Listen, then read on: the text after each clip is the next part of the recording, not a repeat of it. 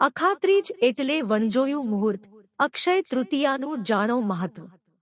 વૈશાખ મહિનાની સુદ પક્ષની તીજ તિથિને અખાત્રીજ એટલે અક્ષય તૃતીયા કહેવામાં આવે છે.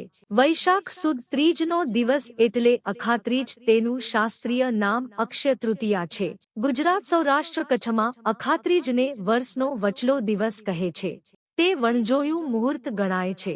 વર્ષમાં 4 શ્રેષ્ઠ વણજોયા મુહૂર્ત બેસતું વર્ષ, ચૈત્ર સુદ એકમ, અખાત્રીજ અને દશેરા હોય છે, જેમાં અખાત્રીજ સૌથી શ્રેષ્ઠ અને શુભ માનવામાં આવે છે.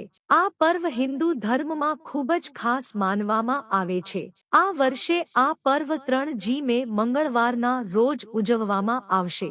આ તિથિએ જે શુભ કામ કરવામાં આવે છે તેનું અક્ષય ફળ મળે છે, એટલે તેને અક્ષય તૃતીયા કહેવામાં આવે છે. આ પર્વને અખાત્રીજના નામથી જ ઓળખવામાં આવે છે. અક્ષય તૃતીયાના દિવસે નવી વસ્તુઓની ખરીદદારી અને સોનાથી બનેલી વસ્તુ કે આભૂષણ ખરીદવા ખૂબ જ શુભ માનવામાં આવે છે.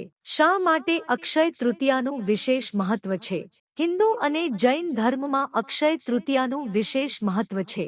આ દિવસે કોઈપણ નવા કાર્યની શરૂઆત કોઈપણ વિચાર કર્યા વગર કરી શકાય છે. નવો ધંધો શરૂ કરવા, મકાન કે પ્લોટ ખરીદવા, ઘરમાં પ્રવેશ કરવા, ઘરેણાં, કપડાં, વાહન વગેરેની ખરીદી, લગ્ન સમારોહ, મુંડનવિધિ વગેરે માટે પંચાંગ જોવાની બિલકુલ જરૂર નથી.